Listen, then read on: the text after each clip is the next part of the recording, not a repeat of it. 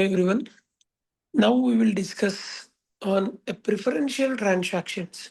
Section 43 subsection 2 of IBC. Have you ever wondered how some creditors get paid first when a company goes bankrupt? Is it fair or is it a loophole? You must have observed some companies paid some amount to the creditors before going insolvency. Welcome back to RR Legal Talks. Today we are diving into crucial aspect of Insolvency and Bankruptcy Code, that is IBC, preferential transactions under Section 43, subsection 2.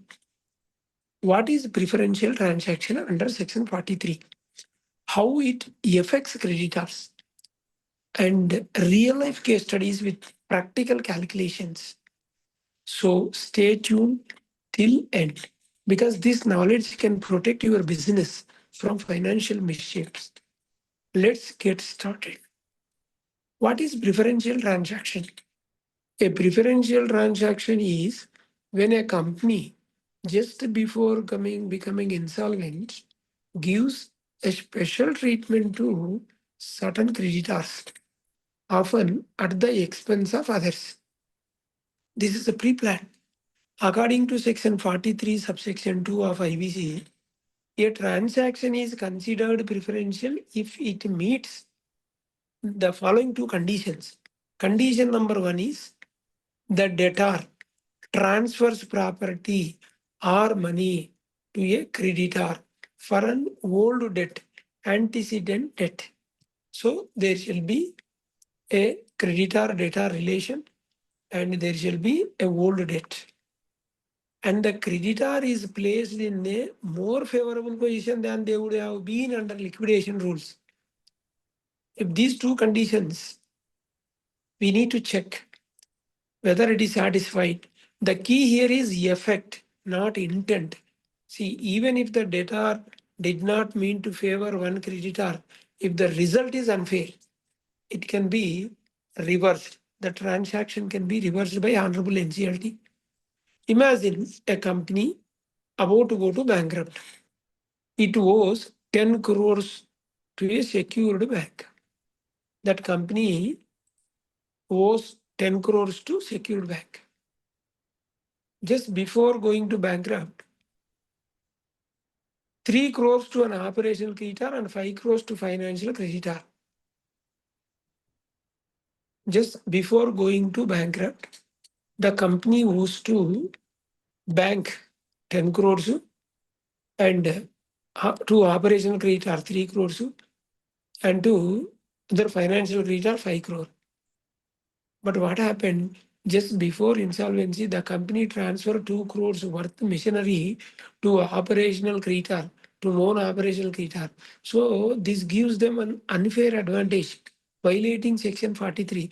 Knowingly, this company transferred 2 crore machinery to non-operational creditor. So this is what the preferential transaction. But how do we prove it is a preferential transaction?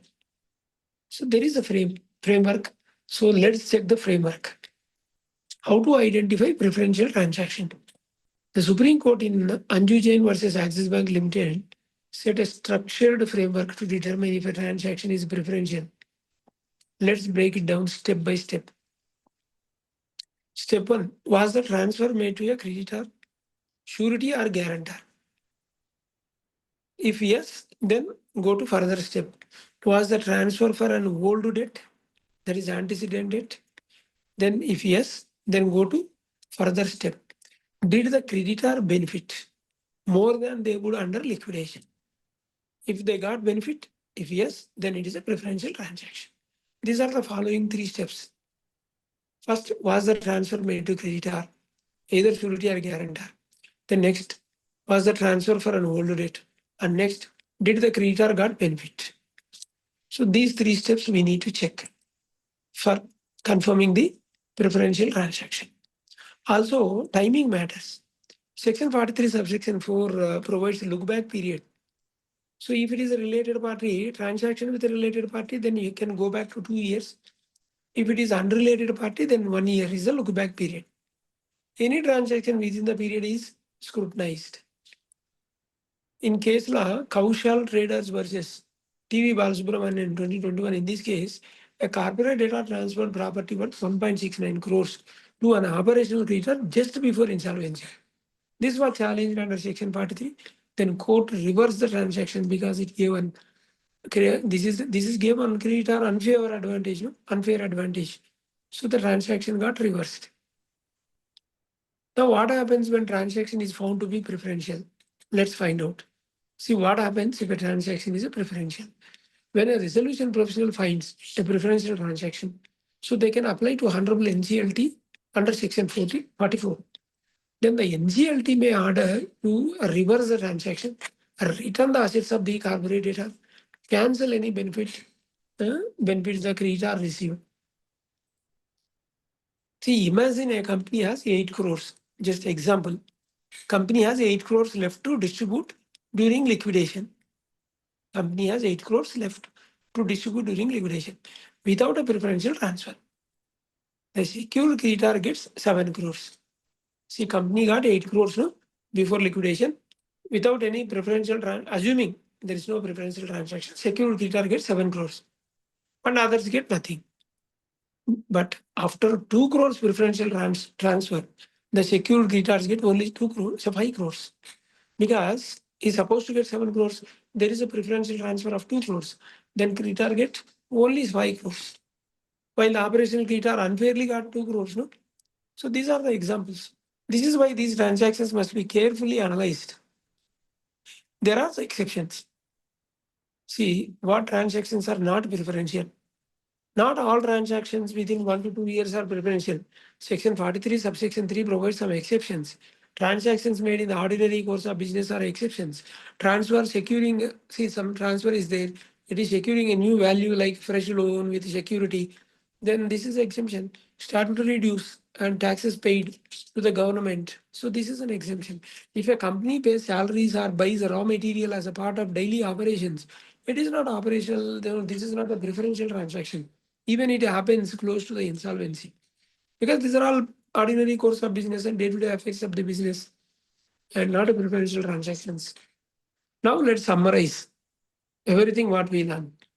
See the summary and key takeaways are preferential transactions favor one creditor unfairly before insolvency, one or more.